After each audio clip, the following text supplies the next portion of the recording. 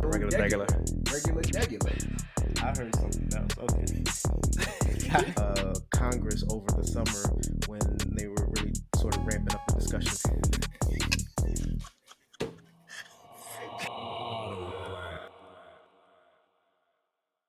What's going on, everybody? Welcome back to another episode of AutoBlack.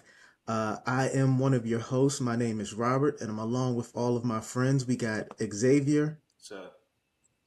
We got Perla. Hi. We got Jamar. What it do, baby? And we got Whitney. Hi. If you don't know, AutoBlack is a podcast that's hosted by 5 Black architects where we get on here and we talk about whatever we want from an unapologetically Black architectural opinion. And it's a discussion-based podcast, so, we all jump up on the stoop and we just talk the talk. 2025, AutoBlack is back, so welcome. What's going on, family? How y'all doing? Yay. Nah. Everything's all good. ABB, AutoBlack is back. Yes, it is. We've been renewed for another season. I thought we were talking about Christianity. We're here. Trying to stay awake as usual. Yeah, these Saturday morning recordings are rough. Yeah. Rougher for some than others. Perla.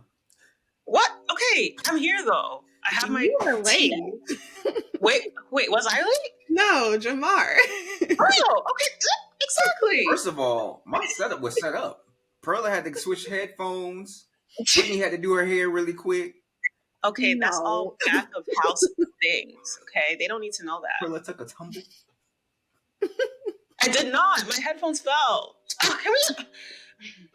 Speaking of setups, Jamar, Thank you. why is your tree like boxing you in? To hide the junk. To hide the junk, all right? It's too early. I ain't clean yet. Okay, so you have to like scooch around it? Yeah. It's really bad, man. It's just a Saturday morning. It's way too early. It's 8 o'clock. 8 o'clock for people that don't know. Yeah. Yeah. Well, we have a good episode today. It's February 2025. Some people would say it's been a long year already, and we're only at the second month.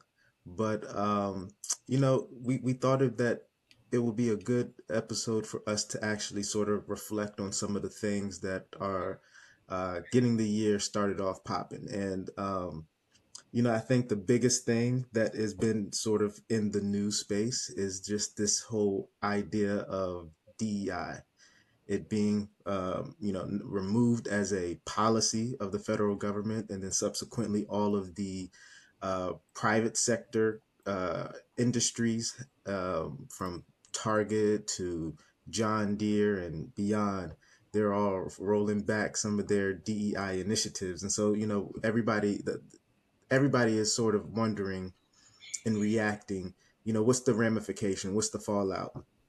And so I think that'd be a good idea for us to just sort of discuss it. And, I'm curious to hear all of you all's just initial reaction when the rollback started coming out.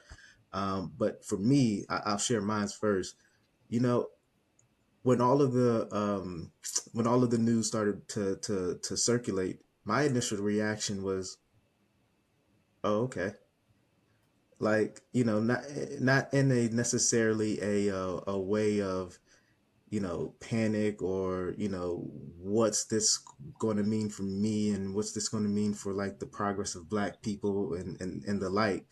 But it was more so of, we've been here before. And we've as Black people have grown up on the the old homage of we have to work twice as hard to get half as far. So my thought and rationalization around the rollback was like, I mean, it's nothing new, and we're going to keep on striving towards the mark in the way that we have been. Woe to those people who wanted to pinpoint and target Black people as the cause of their lack of advancement, and those are the ones who DEI was really helping out, woe to them for pointing the finger at us, and now you're gonna. I feel like it's those groups that are going to feel sort of the brunt of it. But to me, it was just kind of like, all right. Yeah. And I know we're going to be focusing a lot about these corporations getting rid of DEI, but it does seem like DEI is also kind of taking the shots for things outside of that scope. Like you have certain people in politics blaming unfortunate and tragic events on DEI efforts. And I do think that speaks more to the administration than it does to what the corporations are doing. But I do think they kind of showed their derriere in terms of pointing the finger at something that really was just about making sure everyone is seen and being given the fair chance.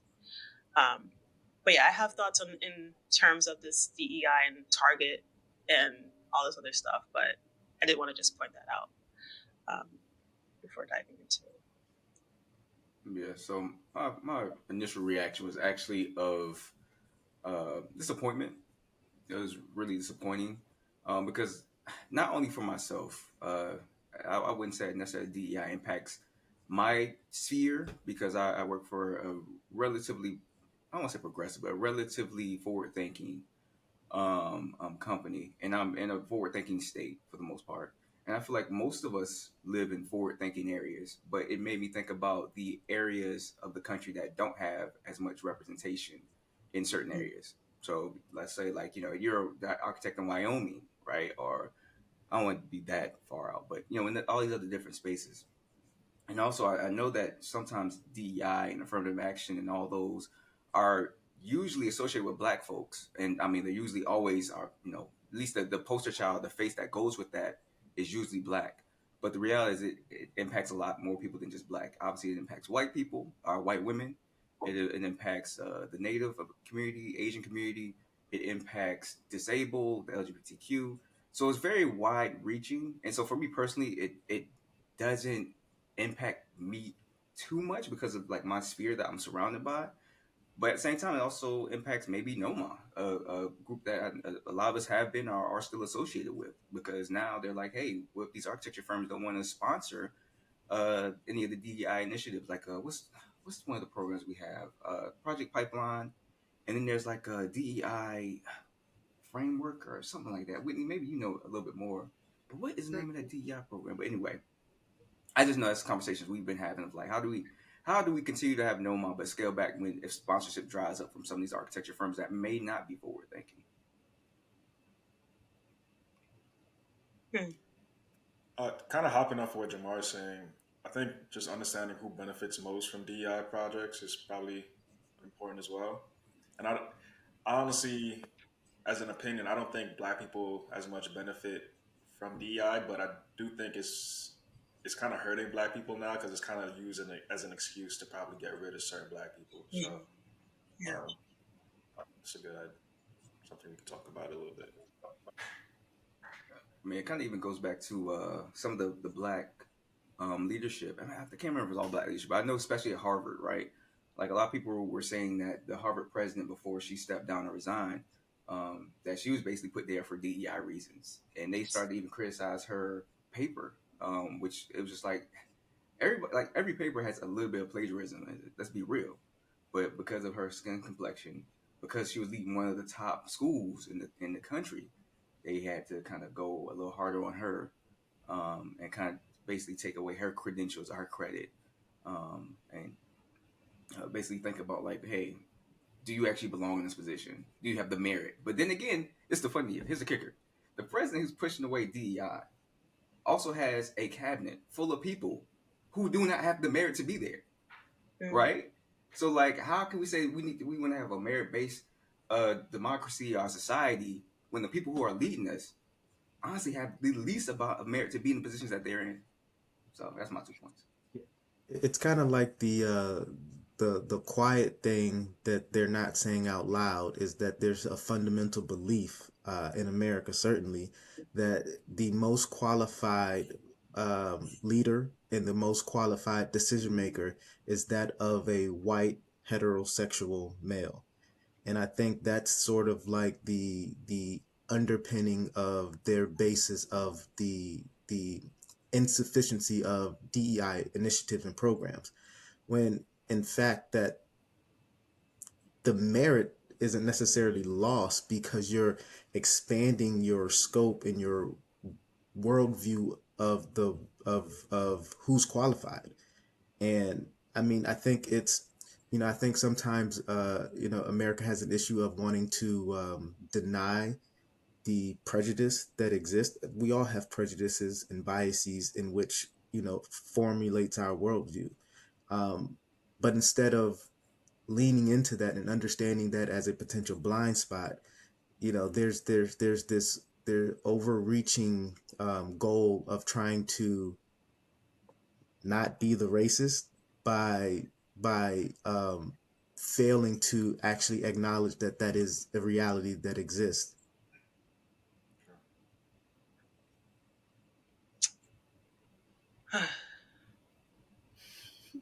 Go ahead, Pearl. What, That's what, it. That's it. what's on your mind, Fernando? That was a long sigh. Whenever she sighs, she Well, about to drop some knowledge. well, no, don't. Now you're gonna put pressure on me, and I'm about to be stuttering.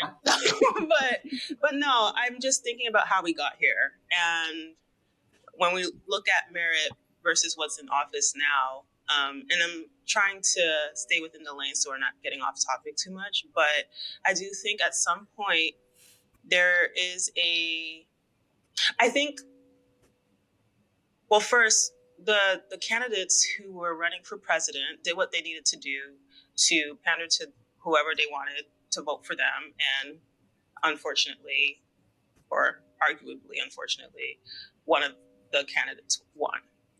And I do think, as much as we'd like to, or as much as they like to think this is a merit, like they want it to be a meritocracy, over just what I'm thinking is what they're thinking is like giving out handouts.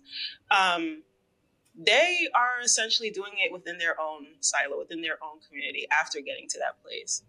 And so I think as a voter, as I'm just trying to understand what it was that the people of America saw in Donald Trump to get him to where he's at, and then why are they surprised that he's now not, well, he's now making moves that impact a lot of these people who actually voted for him. I'm thinking about, there's a couple where a man was pleading, and I don't know if you guys saw this Twitter video where he was basically saying, please don't deport my wife. And he voted for Donald Trump.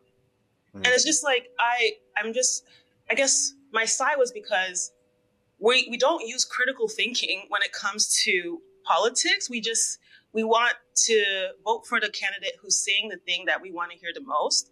And then, yeah, money, exactly. And then once they get to the office, the people who voted for them are now complaining about what's going on.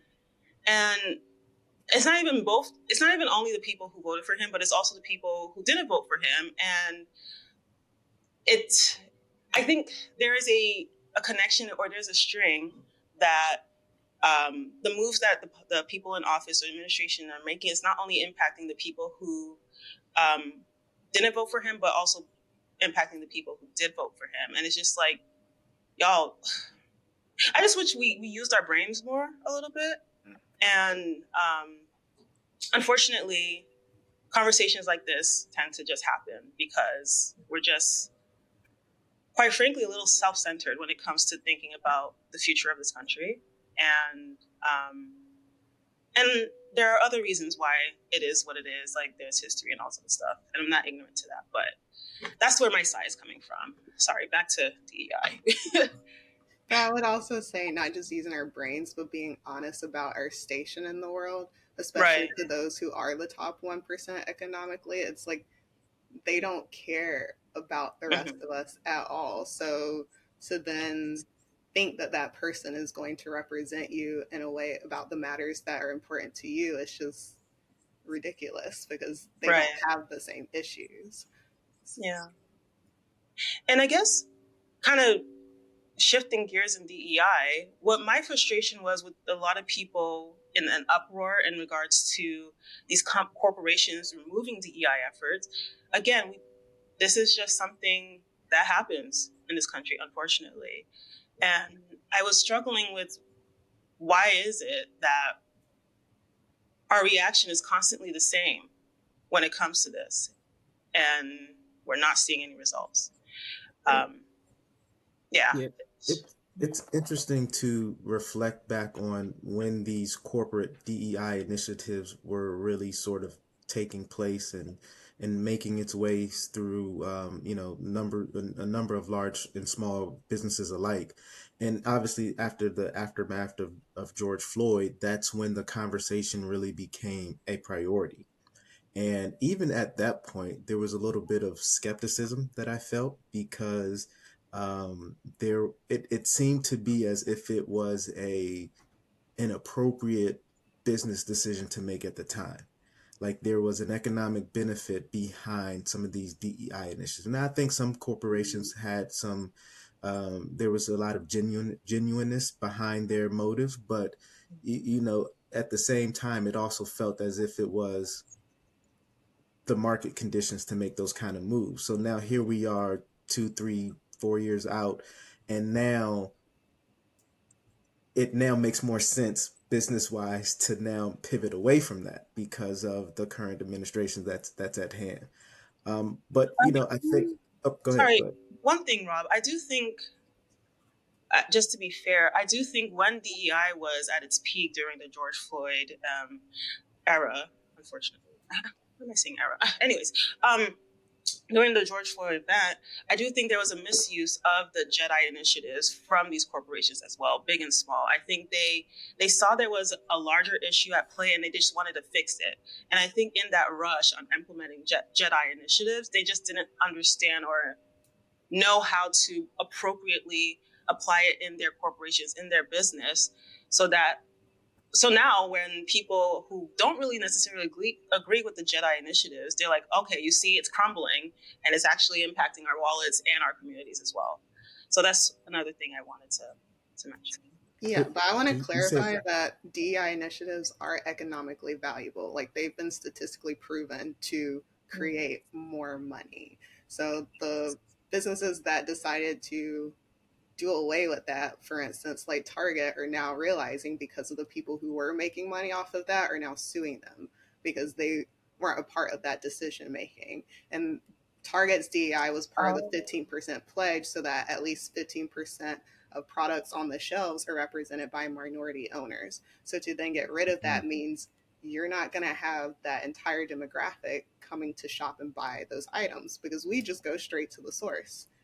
So now they're realizing like they're losing money because of that, and that's how they speak, is in the terms of money, not necessarily about how it affects people and how it helps people. So it didn't actually crumble, it's just because of the administration or government administration pushing back on those items. They're kind of afraid of like what that means for them getting government funding.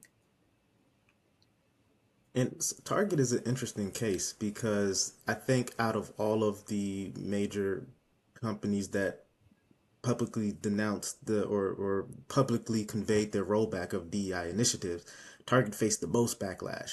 I mean, you had people tweeting and posting on Instagram, all of whom rolled back their DEI initiatives as well, but making these public posts to boycott Target. Let's be And I real. thought I thought that was interesting, and um, I think so. I'm a little torn on that because while I understand the sentiment and the emotion behind it, it also don't make sense.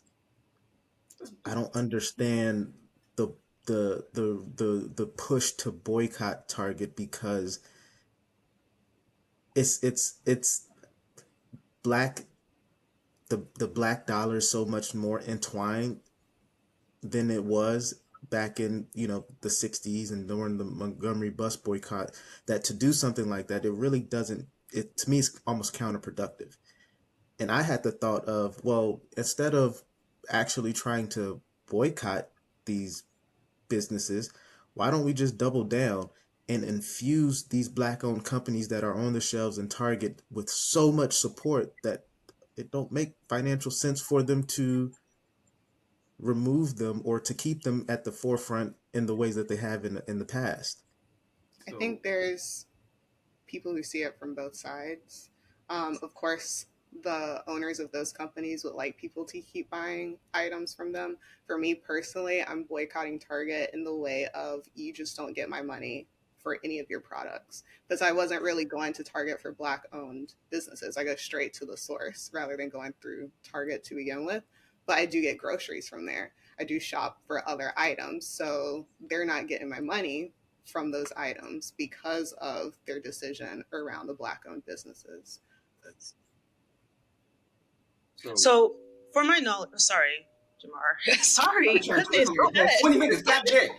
All right, go ahead though. I'll wait. No, Sitting on waiting I just had for a your question. reason to So, respond. And watch it be in the wrong direction. And so now I gotta rethink my thought that I've been sitting on for 5 minutes.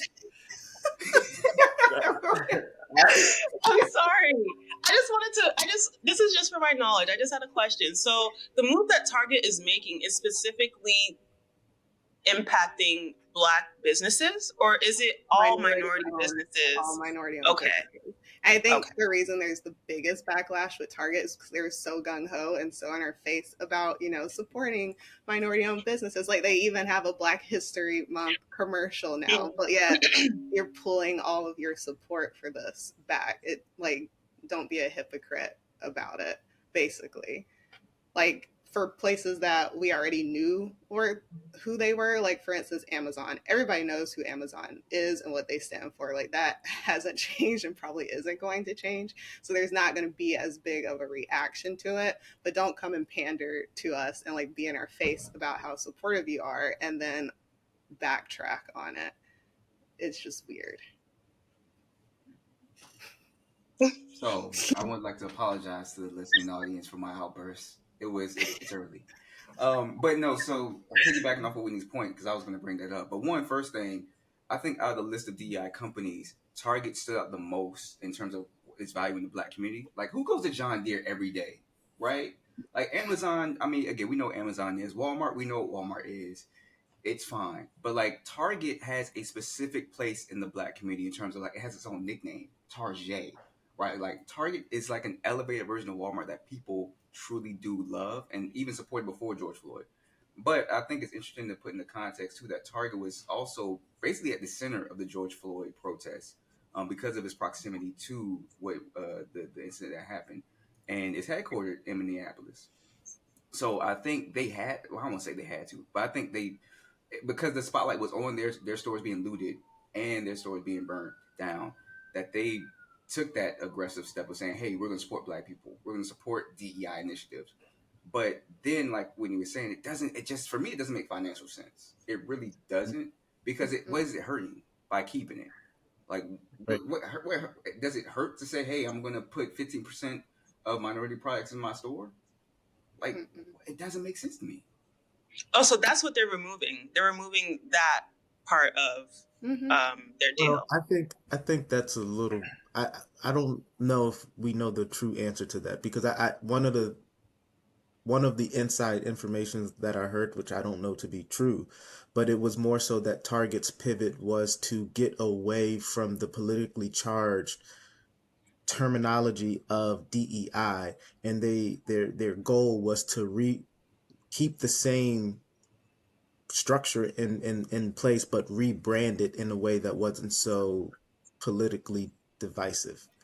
Um, I have an issue with that though because no matter what word you use, people don't like the word vegan because it's associated with healthy or something like that, right? Like people don't like sustainability because it's a buzzword. And, like no matter what, you're gonna have buzzwords that are politically charged because that's what some politics is about. Just finding one word that's associated with black and Mm-hmm. then running away with that. So like I feel like even if you're gonna pull back, even if they're doing what they're saying, for me it doesn't make much sense because you could say, hey, we are rebranding it. But I think you do have a point to what you're saying because even at my architecture firm, we are trying to figure out how to go for some of these projects and what language to put in there because now DEI is now divisive and it might not allow us to get funding for certain projects if it's in the in the documents.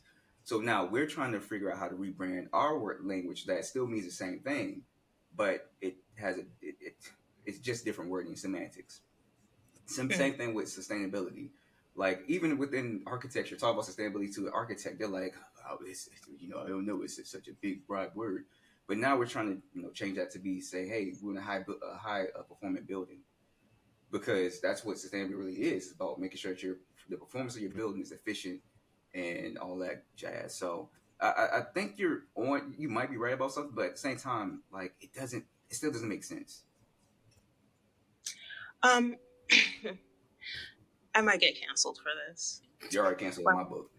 All right, thank you so much. What an Absolutely. honor. But I do want to ask. Okay, I know Target panders. I'm going to use the word panders to the Black community, but I'm looking at the list of corporations here that also reduce their DEI programs, and one is sticking out the most to me that also does the same thing that I think Target has been doing, but hasn't been getting the same backlash. Yeah. And okay, yeah, I'm just gonna say it. McDonald's. McDonald's is part of. You were gonna say Yeah, McDonald's. Like, we all knew you were. I mean, We all knew you were. you probably McDonald's and haven't. Walmart. Well, you probably Huh? haven't heard as much backlash from McDonald's because people were protesting them even before because of Palestine. So they've So what was already the been result of hit. that?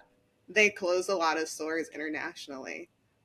Yeah, same with Oh. Starbucks. They are closing a lot of locations. Oh. How did they feel?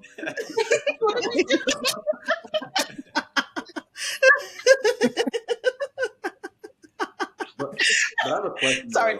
though. Is boycotting really the answer? Like, if you look at it, I black. think it's one answer. I don't Mhm. think it's the answer.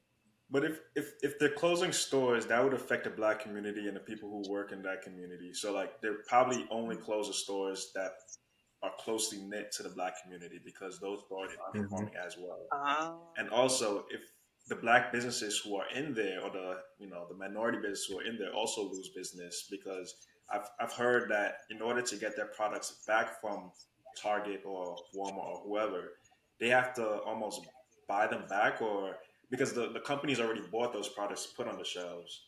So the inventory that they already bought that are in the back, I don't know, they lose money. And then if they go to another business to try to sell their products there, they can't say that they have the same profitability because the products aren't selling. So it's like, I Hmm. don't know how you. I understand the boycott, but it's also so Mhm. many other things that come along with it that I don't know.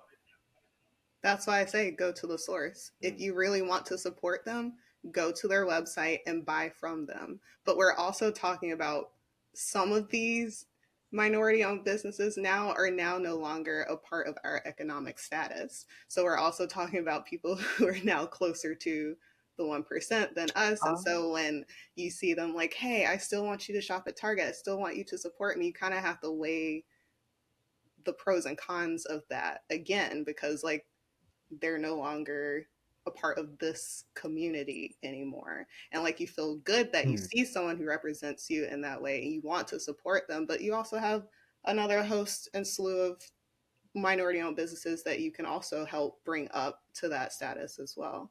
But I would say that people are mobilizing. So, in the sense of like, if they're closing down stores and things like that, there are people who are creating these huge, I don't want to call them festivals, but they're going out to plots of land and have like 100 something vendors that are like minority owned businesses. So they're bringing it back to the community and organizing it in that way so that people do have access to food and access to resources. That's a great point because I think that this kind of brings in a larger conversation on just like um, the economics of the black dollar, and to while there is value in going straight to the source, I think that there's also a ceiling that is there because of the infrastructural capacity. The straight source is just not going to have, and so there is infrastructural assistance that a Walmart may or a Target may have that allows these companies to then elevate, as you say, to now these owners of these products and brands are now on a different echelons because they are now exposed and they now are resourced in a different way. But it's also, I think, a sort of a catch 22 when there is sort of this re- rejection. And I'll say, like a Tabitha Brown, for example. I mean, she blew up over her partnership with Target and through the pandemic. And now she is, as you would say, maybe closer to the 1%. But, I think that also brings in a challenge because I think there's always this issue historically that we have within our community is when black people start to play capitalism, then all of a sudden the authenticity of their relationship to the black community is questioned. I think you have Mm. to And I don't question know, it though, but because why is that? we've seen a lot of people be bought out just like in the past month that like we've supported heavily in our community, like through their music and all of that. And then you see them supporting someone who doesn't support the issues that everyone is facing. And so that's why I'm saying, like, I don't think this is necessarily a black versus white or minority versus white issue. This is a poor versus rich issue. This is having access to the resources and healthcare and food that you need versus those who are just conglomerating it all for themselves. And so I feel like I love seeing black women, I love seeing black men like getting up to that status, but you do need to take that moment and critically think about where they're coming from and who's paying them out essentially. Who what are they representing? Are they speaking up still, or are they still kind of just being a face? And like you can't be upset with them for doing that, but you have to make that decision. Like, do you want to continue supporting that or not? Because at the end of the day, you still have to pay $10 for eggs. Mm. But what does that mean to be bought out? I mean, I think that is kind of like the term that we use when a black person, or when we feel as if a black person is not for us anymore. And again, I think it's related to the fact that of when they start to actually play the game of capitalism that we're that this country is built off of. And so when we say things like that, I think we have to also critically think what is the ramifications of that. And an example I use is obviously, like, I think Jay-Z is a good example of his partnership with the NFL. There was so much division and backlash about what that partnership meant. And I think, on one end, he's understood a moment and capitalized off an opportunity that has economic benefit to him, but also he's now at the table and is able to have conversations and bring people into opportunity that he wouldn't have otherwise. So I think an interesting counterpoint to that would be Shaq. So Shaq had the ability to make a lot of money off his sneakers, right? He was the probably one of the biggest names, not the biggest name at the time. At when he was in the NBA, and I can't remember exactly the story, but he turned down a lot of money from big shoe companies to start his own shoe company to sell to the inner city, to sell his shoes at a discount. And people obviously joked it, but a lot of people got sneakers because of that.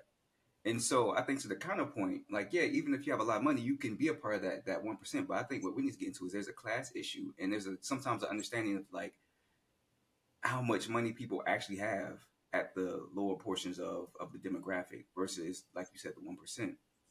And so And go ahead, brother.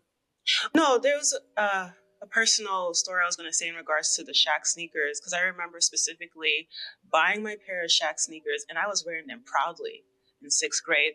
And then literally it was that time's versions of what are those on your feet? And I've never worn those Shaq sneakers again. And my reason I'm saying this is because even when people who are higher up trying to do things for our community so that we're getting shoes that look nice, within our community, there's still a lack of respect, or we're not holding it to the same regard as a Jordan, who didn't really necessarily do the same move, but we're all investing $200, $300 on a pair of sneakers When at that time, I really could just afford snacks. I mean, snacks, shacks. Yeah, but hey, look, you saying something? There's some truth to that, I guess. But no, I mean, that's what I'm saying. Like, there is a tumbleweed of things that needs to happen from the top down. That if we want to see a major change in our community, then it's a change of mindset to begin with, from the top and from the bottom, metaphorically. That's why I think we're in, like, despite what's going on, I think we're at a good point where, like, we're seeing the communities come together more, and so these conversations are happening more, and people can realize how much power they have as a community, because this isn't new for us. Like, everything that's happening, all the executive orders, it's not going to really change for us because we've been living like this for decades now, you know? But I think what will change is how we work together versus working against each other. Um, yeah, I hope it continues in that way. Um, Yeah. So what could be a potential solution? Because in my head, I kind of thought about the H Mart situation. If you don't know, H Mart is an Asian grocery supplier, grocery store, and it's predominantly sells stuff from Korea, well, South Korea, just Japan, all these other Southeast Asian Asian countries in general. And so, but the one thing it is, at the end of the day, it's a grocery store, and so you can go in there and get fresh groceries and all that. But you can also again go get the more specialty items. What if we had that for the Black community, where at the end of the day, it's just a grocery store, but you can get your fresh goods. You can get stuff from Ghana. You can get stuff from Nigeria. You can get stuff from Haiti. You can get stuff from, I don't know, other places, right? Like there's a whole bunch of places in the diaspora, but you can go there, shop there. The only issue I have in my head, and sadly I have to like think through this completely, is that again, anytime we have something that's Black owned, it feels like the other communities around us don't feel like it's for them. And it's like, oh, it's just Black owned. Like they sell nothing but Black products. So why should I go there to get groceries? I can go to Target, and I Well, won't have to, face the fact that I have to, basically look at all these Black products. It doesn't feel like it well, for me. Jamar, you have to. I think we've done that. It was Tulsa. It was Rosewood. It was like all these Black communities in which we did create a self-sustaining, insulated community. And what happened? Was this during the Jim Crow era? Like that time when Tulsa happened in Rosewood. Correct me if I'm wrong, but that was a different time period where they kind of it was a silo because of its environment. Whereas now, if we did do that, I don't want to have hopeless hope, but I feel like the results may be a little bit different. Especially now, right? I feel like Well, Yeah. I think it's harder now because it's also one of the consequences of integration. Like we created these siloed communities because we were excluded from we were excluded from healthcare options. We were excluded from insurance industries. We were excluded from, go down the list. So we had to. And also we could only live in certain parts of a city. So you had the lawyers with the doctors with the teachers and the sanitation workers, and so but now as a consequence of integration we are much more dispersed, and are we though? the we are Are we're we? much Because much we're much more dispersed because we have I'm looking at the Baltimore, and obviously speaking, actually, I'm looking at Baltimore and Boston, and Harlem, and all these other places. So Boston, a lot of Baltimore is a food desert, especially in Black neighborhoods. So I don't know if that concept wouldn't work in Boston certain is still areas, segregated. I, well like I think Chicago, South Side is majority Black. Everybody from Chicago is like, I'm from the South Side. Like wait, I don't know. I don't think we're as dispersed as you think we are. not. economically we But are. let me get 1 second. I think Rob is kind of right on one point though. We may not be, so in terms of racially, we may not be diverse, but economically within the race, there is diversity in where we are. So like, you say Southside Chicago, but economically only. I don't want to put you know, a thing on I'm it, quoting but you on this. I We're mean, say still what in you the middle said. East. middle to low middle middle class to Yeah. sort of low middle class is Mhm. mostly Southside Chicago, whereas upper middle class to the upper classes of Black community don't live in Southside Chicago, and that's kind of what we would need if we would do the Kmart situation. We would need an investor H from Mart, H Mart, Kmart been dead. Kmart. We would need an investor from that class, or now that there's no more DEI and they're not looking to invest in Black communities, how do we get that investment to get an H Mart or to start that Mhm. business up if we don't have those upper people, the 1% of the Black community reinvesting back into us that don't live among us, Mhm. you know? Yeah. Mhm. I would have Um. to disagree with your partially with your integration statement because I live in a neighborhood that has become predominantly Asian. And I've seen how, because they're very active in the community and the politics of the community, everything around us is in English and in Mandarin. We vote on our voting cards, English, Mandarin. There's a new H Mart up the street. Down, it's like right beside Walmart. And I know for a fact you're not going to see a lot of Asian people in that Walmart. You're going to see them in H Mart. And so I can't say that because of because integration, like, we're now more dispersed. I would say dispersed economically, yes, I agree with you guys on that. But as far as like locality, no. But Because we see this happening with other communities and how they stick together and fight for each other no matter what their economic status is. And they have the resources within the community for them. there's a very specific historical narrative as to why most major cities have a Chinatown. Yes, but I'm The not in like they Chinatown. I'm But very oh, far from I know that. Chinatown. I'm just using that as an example. But like those groups received a form of reparations that allowed them to have the economic ca- capacity and the resource to get access to grants and loans and funding that allowed them to create this stable base. Um, and again, I said, we had that. We had the Tulsas, we had the Rosewoods, we had the go down the list. They was just ripped away from us, Mm. and And so it's they're it's trying to do the same with the Chinatowns now, but there's a collective fight against it as well.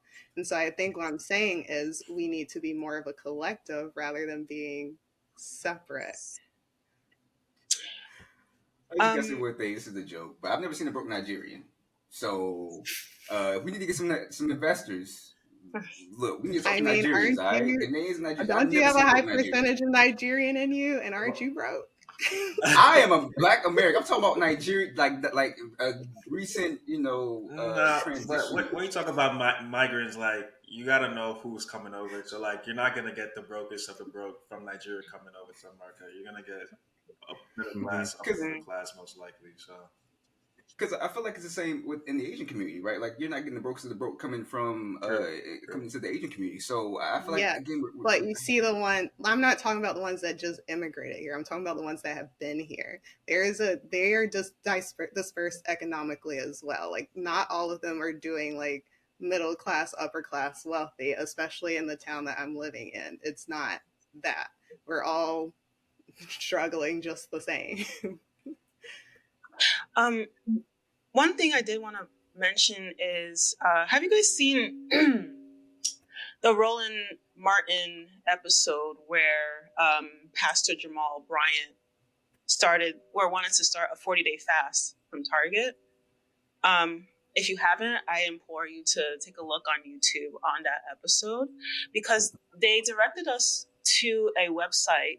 I don't know if you guys are familiar with the U.S. Chambers Incorporation, which is essentially a hub of a whole bunch of Black businesses that you can. Well, they support Black businesses, and their mission statement is as follows: effective. Sorry, affectionately known as the national voice of Black businesses, the Black The U.S. Black Chambers, Inc. provides committed visionary leadership and advocacy in the realization of economic empowerment.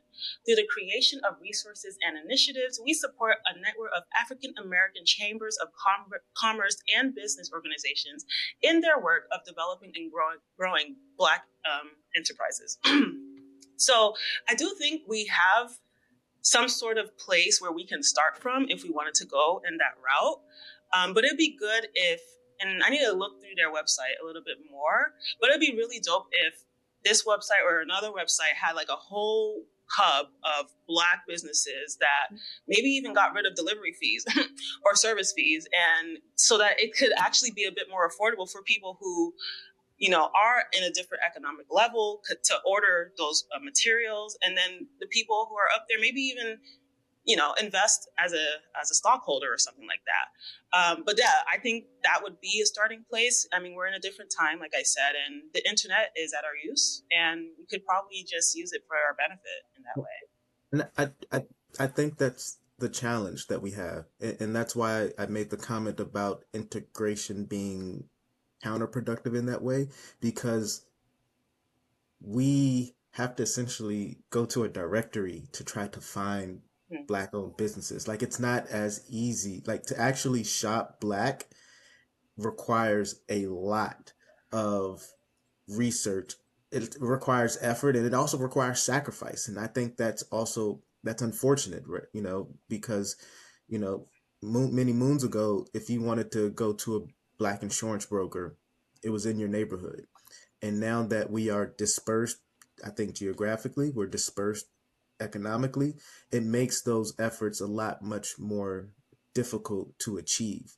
But that's the kind of the new reality that we're in. So we have to pivot our movements in a way that um, creates, not necessarily a separatist type of community, but we have to try to be strategic with our dollar and our support within our community.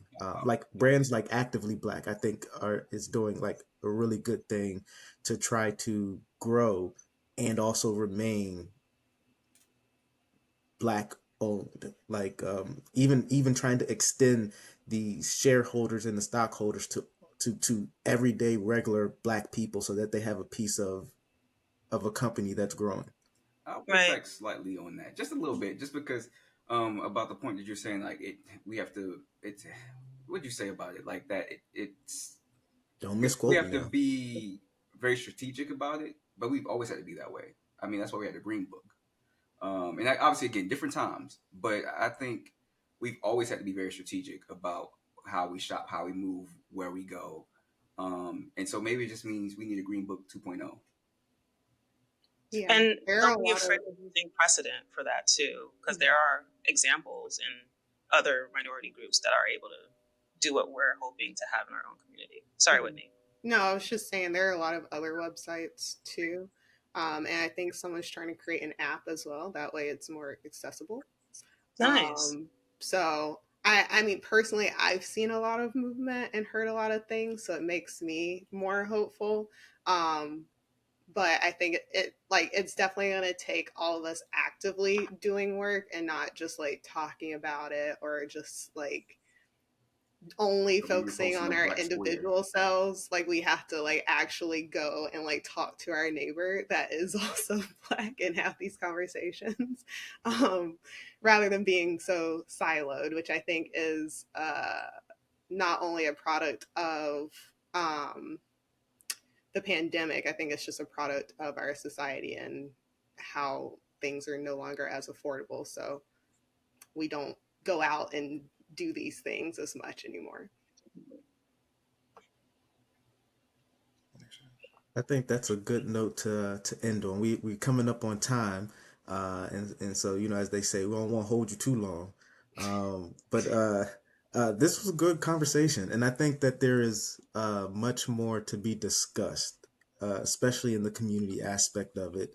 And I look forward into us getting into that in future recordings. So.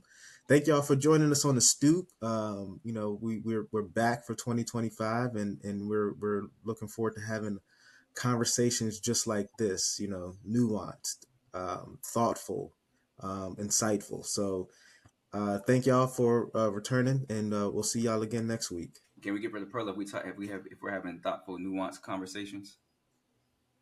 Okay. All right. Thank you. Peace.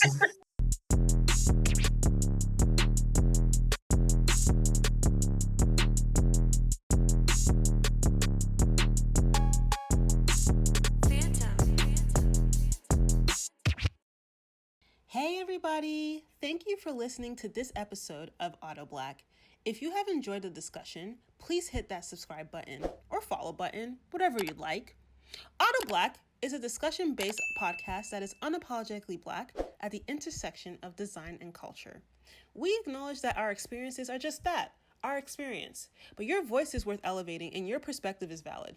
So please join the conversation and connect with us on Instagram at AutoBlack_podcast, or email us your thoughts, comments, and even future topics you'd like us to discuss on the stoop at AutoBlackPodcast@gmail.com.